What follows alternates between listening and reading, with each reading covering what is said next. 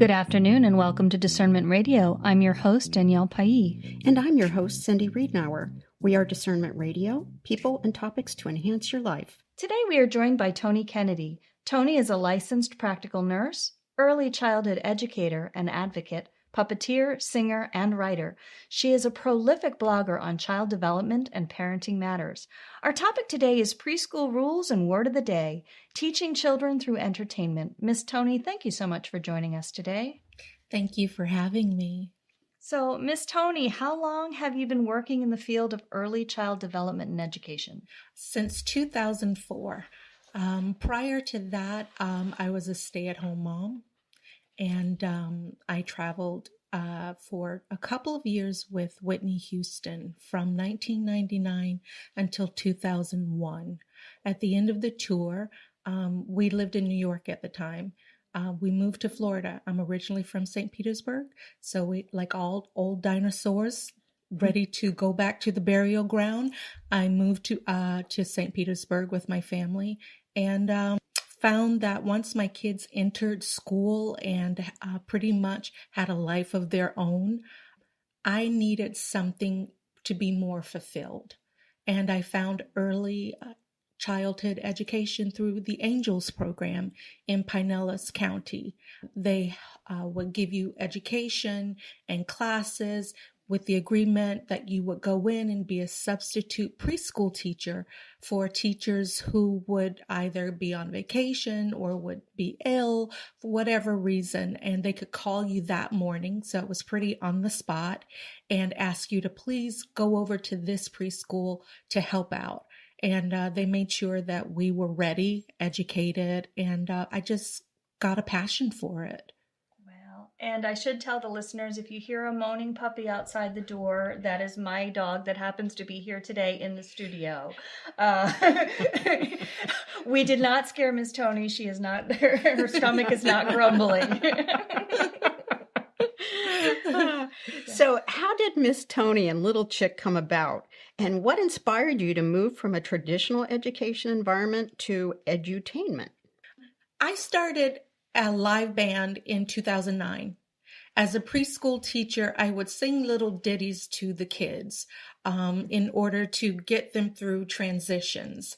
The very first song I ever wrote was for a little boy who would ask throughout the day, most days, where's my mommy? Aww. And so I just began to sing the mommies in the morning all go to work. And he did that. He smiled. And then daddies in the morning all go to work. Children in the morning all come to school. Children in the morning all come to play. Preschool in the morning is a happy place. And pretty soon he would ask me just to hear me sing the song. Oh, that's great. That's a great story. And all of the songs were created right in the classroom. The swing song was created at the swing. If you notice, it has a waltz feel. And that's literally the movement of the swing. 1, 2, 3, 1, 2, 3, wow. 1, 2, 3, 1, 2, 3. To swing, a wonderful thing. Look at Allie go. And then I would have a line of kids waiting at the swing to hear their name. Aww. And so I ultimately ended up writing 18 songs. I'm NACCE accredited. I've always worked at NACCE accredited preschools. So the CD reflects the NACCE accredited day. And NACCE is the National Association for the Education of Young Children. So there's a wake up song, which is the second hello of the day.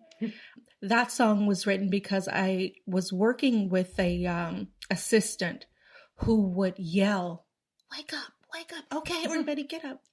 How do you like that? I mean, not me. Can you imagine that's your time to get up in that way? My alarm is like that, but I really don't appreciate it. Okay, you were just singing for us and have a lovely voice. Can you talk a little bit about your background as a singer and band member? It all started in my teens. Instead of going off to American University as I was supposed to, I joined a rock and roll band and I went to Aruba instead. That sounds like a lot of fun. Yeah, it sounds It exciting. was a lot of fun. And it was in Aruba that I discovered jazz and all the jazz classics. And I moved to Hawaii, Oahu, where I lived for 5 years. Wow. And I sang at a club, in many clubs, but in particular one called the Paradise Cafe, where a wonderful musician, Azure McCall, took me under her wings and she taught me standards and she would loan me her band. Wonderful. It was a wonderful, nurturing, most gracious experience. It was really, really a lot of fun. Why on earth did you come back? My parents were a little concerned. No, honestly, everything just ran its course. And I moved back to the mainland, moved to New York, got a job at Goldman Sachs out of all places. Not a good fit, to say the least. Started singing again, became a makeup artist. I think I'm a creative type. I'm a creative type. And so, and then at 25, I got married and started my own family. Now, how did you make the transition from being a preschool teacher and educator to now putting on shows for children? And you're still educating them, but you're much more of an entertainer now. Yes. Children learn through play. So that's the big reason why I chose the form that I've chosen to educate children.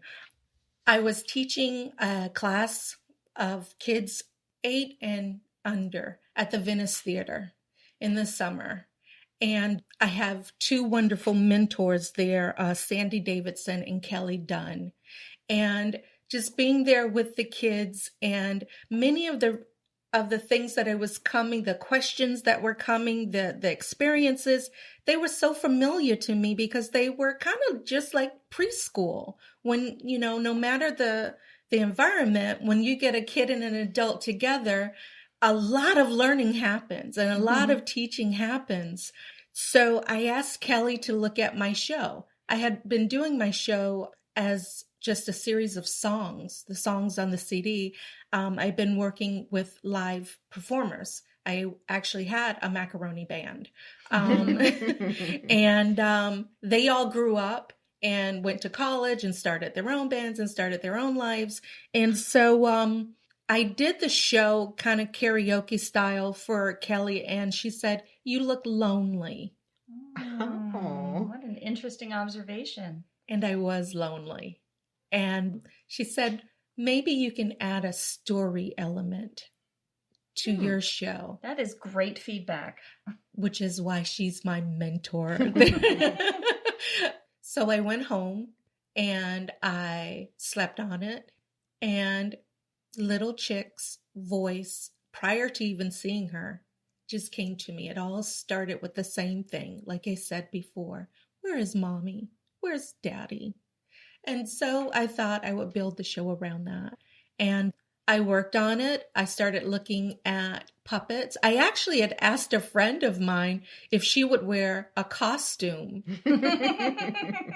And she said, "Well, sure, but how many days of the week will it be?" And she asked some really great questions. Yeah. And I thought, well, I don't know the answer to any of these.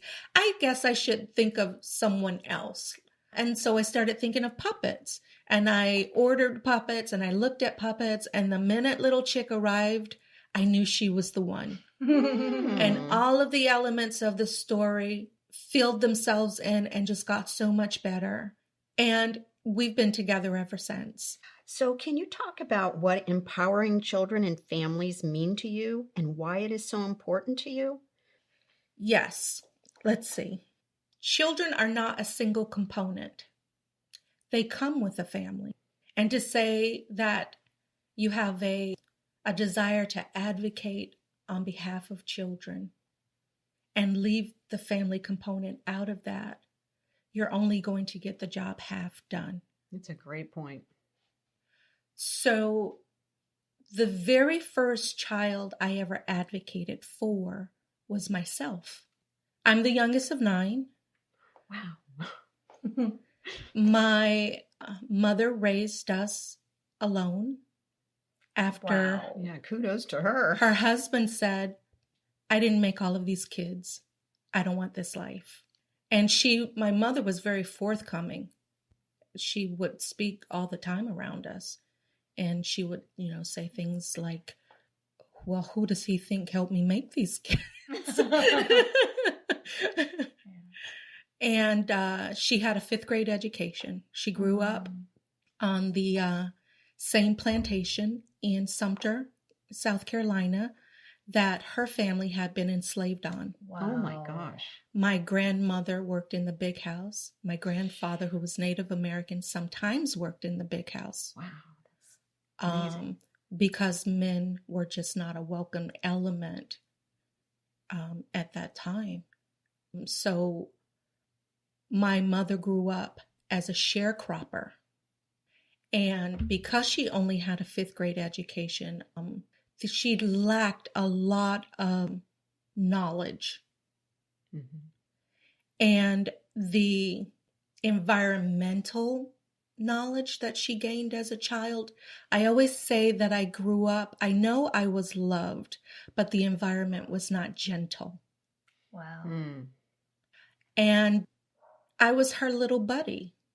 I learned to read very, very early. I don't know. Sesame Street had a very big impact on me. Mr. Rogers' Neighborhood, Mm-hmm. the newspaper. Mm-hmm. I was what she needed, or that's the way I saw it. I would read the bills to her. Wow. She got mail, and I would read the mail to her. And she liked me because she said that I was kind. But like I said, sometimes it was harsh.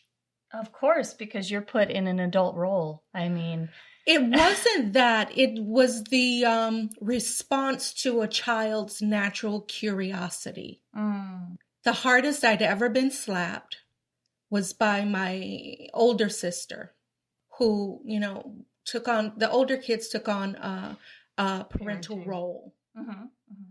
And my older sister, 16 years older, I'd asked something and she said, curiosity killed the cat. Ooh, harsh. And I said, but satisfaction brought him back. Yeah. And I thought I was just completing her thought, but she viewed it as being disrespectful. So she slapped me across the face so hard I saw stars. Oh. So, and for some reason that never squashed my curiosity. And your whole platform is building on learning through curiosity. That's the only way you learn. Yeah. If you've already determined you know the answer, no matter what the other fella says to you, you're not going to take it in. Yeah. But if you leave room for curiosity, that there may be something not to contradict what you know even, but to add to what you know. Absolutely. And I find that I've just never gotten away from that. Like I said before, we think of ourselves as having one life, but actually we have one life cycle. And included in that cycle, no matter where you are, where in it, you have a childhood to draw from. Yeah. Mm-hmm. We all have that in common. And we all know what it feels like to be transitioning from, oh, pick me up. Okay, sure, fine. To, no, you're too big. Huh? What happened? Baby cries, here's a passy. Toddler says, give me a passy. Oh, no, you're too big. Huh?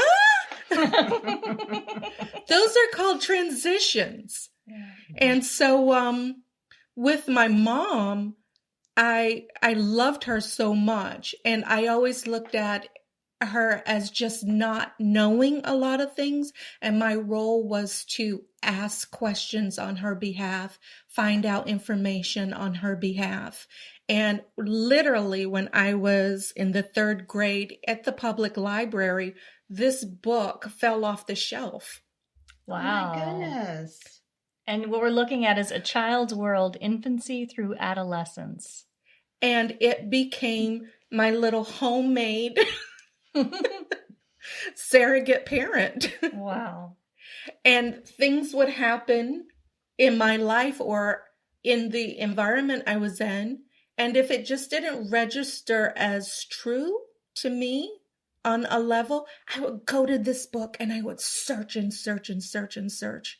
Wow. And I probably should have taken this book back to the library about 50 years ago. I would like to see what that library overdue bill is. But that's why I define myself as an advocate for children and for families, because I have never met a parent who does not want the best for their child. Sure. I've met parents who don't know how to reach that goal. And I've even met parents who don't even know what that goal looks like because no one ever showed it to them.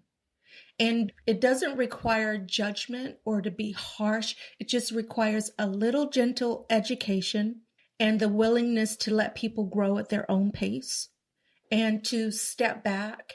And if they need you, they'll call you again. So I had the pleasure of working with you on your Word of the Day video series, which was awesome. I would like to know what inspired the series. I love words, and children love words. They do. They do. Parents would say, "Oh, I know you're in Miss Toni's class. Your little boy is in Miss Toni's class. How do you know that?" Well, he says mustn't. And children are so formal and they like playing adult. So I designed a group of character words for the purpose of the kind of adults we want. I always say that child development is human development. Absolutely. Yeah. So to introduce these character words early and in a play setting and in a way that they see, in a way that impacts their lives. Mm-hmm. Little Chick has a breakdown, and it's so hysterical to me. She has this breakdown about not being able to put this puzzle together. And so I say, you must be persistent. And she's like, oh, I would be if I knew what it was. Just and most of the things I write are actually things I've heard from kids. And so it's all relatable to them. But these words were purposely designed for character building and how to meet a challenge with a feeling of I can do it versus feeling defeated. If I can name it, I can do it. And I love Little Chick's, like the way she interprets things is the way a little child would interpret something. When you said, can you show a little patience? She's like, show it to you. I don't even know what it is. And I had a hard time behind the camera not laughing out loud. So it was really, really fun. So everything sounds so positive. And we know that you present your preschool family show at preschools. How long is the show and what themes does it cover? The show is less than 30 minutes long, which is a perfect time for children, or a perfect length for children 5 and under. It's interactive. There are games, they're up on their feet, they're down, and it's got memorable songs. My songs are very repetitive, and the songs are all about the preschool day. And the show demonstrates empathy and helpfulness. Instead of going in and talking about empathy and talking about helpfulness, through the show, they get to demonstrate it. Mm-hmm. And so I think that's just more fun. For them. There's even a role for one fun-loving teacher who leads us in the chicken dance.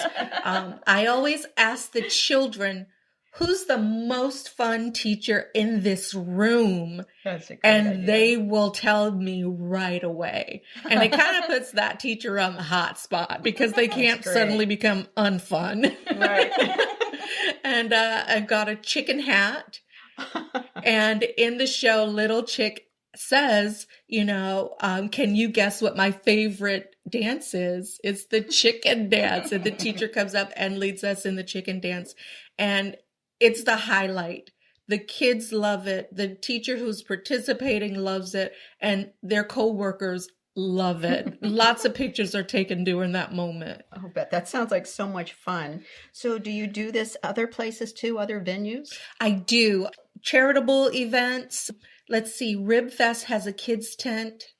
Churches have a kids tent and things like that. I don't perform at birthday parties, but I do perform for events. Say you and Danielle and we're having a podcast convention and the whole family was invited. Well, Miss Toni would be there to entertain the children so that they could also have a good time. How did you discover Joanna Davila, the voice of Little Chick?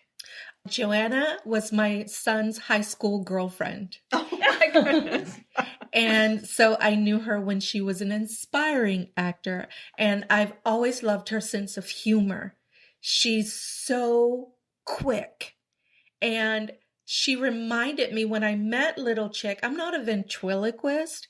And Little Chick would sound really just insane if I tried to do the voice. Yeah.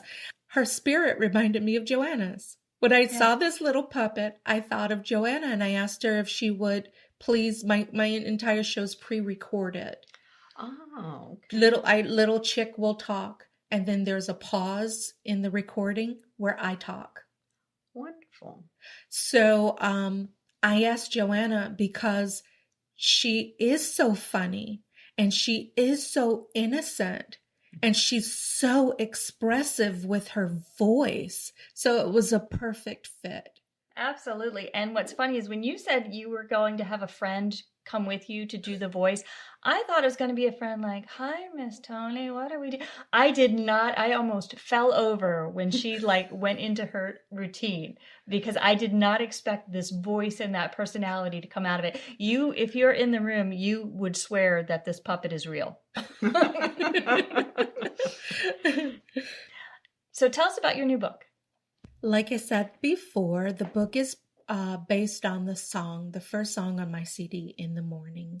And I chose to make this my first book because if a child has anxiety or their mind is elsewhere on a concern, the learning is affected. So giving children in preschool this sense of empowerment allows the rest of the learning experience to take place. The goal of the teacher he's able to meet that goal because the fear has been waylaid. And trust is a big issue for children in any environment, but particularly in the early learning environment, because even though you're not the surrogate parent, you are the surrogate for the parent's wishes. Mm-hmm. So the child really has to trust that you have their best interest at heart to get to the learning. And this just helps them participate in that process, knowing where everybody is and knowing that they are in a good place with a good person. The book is, I describe it as preschool is a happy place, but for some young children, it can be a place where separation anxiety and object permanence intersect. With simple, repetitive text, this book takes an everything in its place approach to helping ease those fears. In the Morning is a delightful book that mirrors the start of every preschooler's day. It's easy to read, even more fun to sing, and has illustrations that are charmingly simple for young children to enjoy. So, with that being said, we all like things or relate to things that reflect our lives. Doctors, nurses, people in the medical field, they love those medical shows such as Grey's Anatomy and things like that. Not because anything medical ever really happens in them.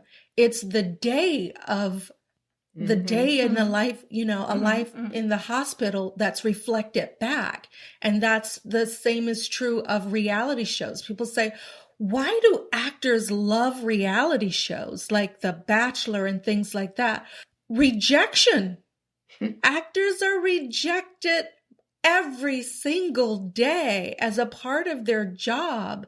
And so with these shows where these reality shows are competition based or based on, love competition, these people are being rejected publicly, and actors get to see another person in that Being situation. rejected. I'm not judging it as sad or unsad, but it's true. You get to see another person doing their best, and for whatever reason, they're not chosen. Mm-hmm. And the show continues to go on and on and on. And it's the same thing with children. And I think that's why Preschool Family, the show that I do in the classroom, is so successful, because the kids get to see a little chick reflect what they've all gone through, whether they started preschool at 9 months old or just yesterday. At some point, every single kid in that class knows exactly how little chick feels. And they want to help her. They want to help her feel better. Yeah. So how do you engage parents, grandparents, and other family members in your program?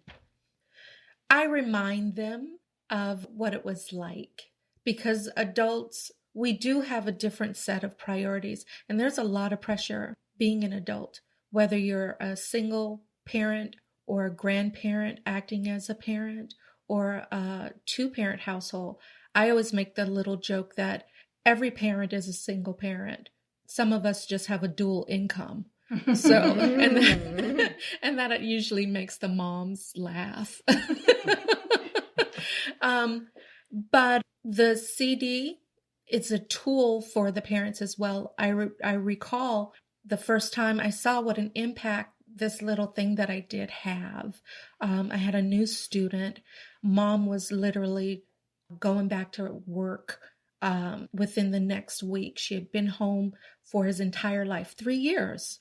And they both had separation anxiety. And they'd done all the right things. They come in, they visited the school, they met with the teacher, the director. He came to visit and then leave a few times. But on the day of that drop-off, they were both just so nervous. So the very next day, I came back with a CD for her and her parents. And I said, it will tell you, because most parents want to know, like, what are you going to do today? What is it that actually, this is a long time. Babysitters, you're gone for a couple of hours. Yeah. And then you come back. This is all so new. How are you going to feel that time? They want to know those things. The CD is 18 songs in the order of a NACCE accredited day. Oh. There's the good morning song. There's even a lunchtime song. There's a nap time song performed by Reggie Williams. He's now performing with his band, R Lum R. Oh, that's not right. Somebody corrected me. It's called actually R Lamar, but it's spelled R.LOM.R. And he was one of the kids that helped me make the CD and then grew up and started his own great life. The nerve of some people. I know. But it's beautiful. It's like a Spanish guitar. Wow. And it's a soothing nap time song. There's, like I said before, the wake up song. Wake up, you sleepyhead. We've got lots to do, but we can't start without you. And there's the potty song, which is the only song directed at the adult. And it's called Just Be Patient. And there's the goodbye song. I see Olivia's daddy. I see Sadie's mommy. Goodbye, children. Now it's time to go home. And the songs are so easy, and they all relate to each song. we're going outside. The teachers love this song because it reiterates what happens in the routine of going outside. We're going outside, we're going outside. Everybody clean up, we're going outside. Let's go for a swing or go down the slide. Everybody line up, we're going outside. Down by the station early in the morning. See the little 2-year-olds all in a row. See the preschool teacher opening the door now. Puff, puff, toot, toot, off we go. The teacher opens the door. We love it. Thank you. But with parents and grandparents, they like that they can comprehend what happens in that preschool day and explain it to their child in a way that their child will also understand it. It's a great concept. So what's next for Miss Toni and the Macaroni Band and Little Chick? Well, I've written a stage play. Wonderful. Of course you have. It's all about the character Miss Toni. And she's a whimsical teacher in charge of zany parents and precocious kids that makes up Keegan's new preschool family. And it's just really all about Keegan and his experience with preschool. Mommy says, well, it's kind of like a play date. And he points out, well, you're usually there at my play dates. So this comes back around in the form of one of the kids who's kind of an Eddie Haskell little guy. I remember Eddie Haskell. He's so kind to Miss Toni, but to the other kids, not so much. There's Miss Chicken. She's literally a human-sized chicken, and she's the classroom assistant. And she's very busy, and she leaves feathers in her wake as she goes. And Miss Toni is kind of oblivious to all the things she's always asking of Miss Chicken. But it's a story for the whole family. There will definitely be people there that you recognize. One of the parents, she says, you know, look at my daughter's new haircut. And they turn to look at the child. The other parents turn to look at the child. And she goes, no, I've got a better picture of it on my phone. And so they all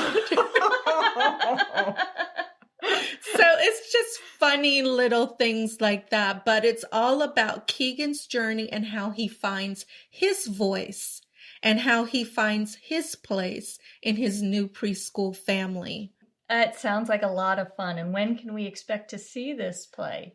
That's a great question. Because it will take a lot of help from my community to make this play an actual live event that takes place here. But everything you wanted to do so far, you've brought to life. So we have no doubt that it's going to happen. Thank you. I've also written a TV show, and I had a pitch meeting with one of the people over at Feld's Entertainment. Nice. And I pitched it as it's Sesame Street meets Mr. Rogers meets Adam Ruins Everything. And he said, go on.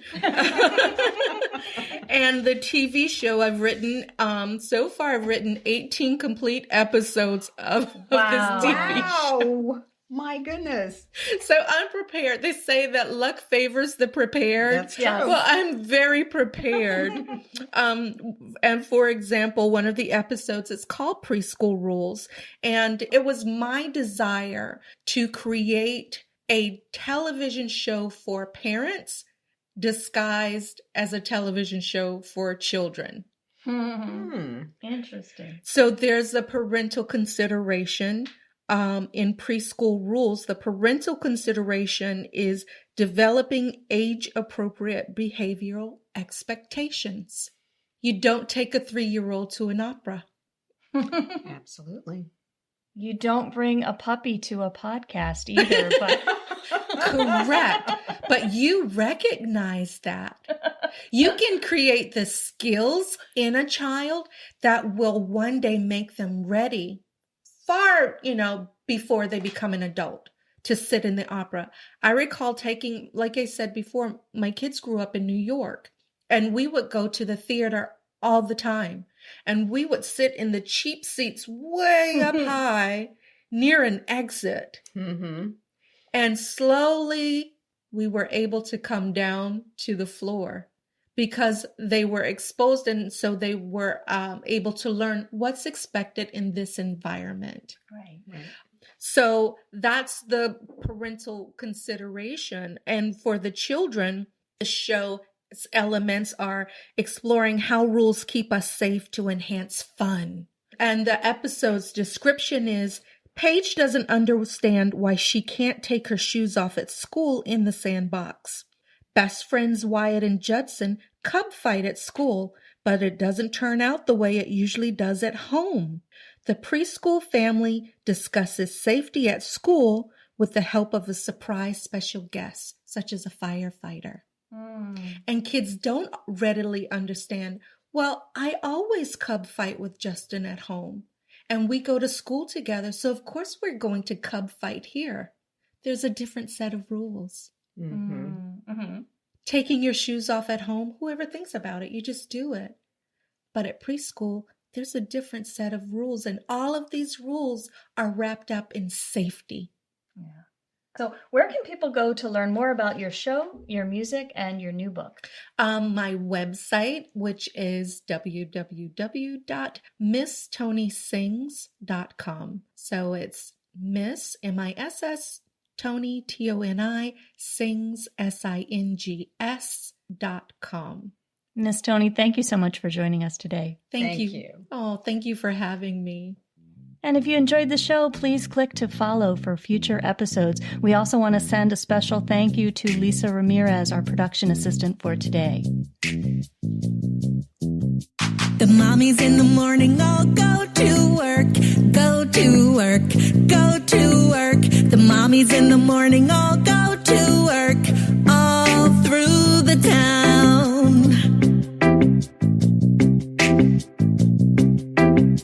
The daddies in the morning all go to work, go to work, go to work. The daddies in the morning all go to work, all through the town. The children in the morning all come to school, come to school, come to school. The children in the morning all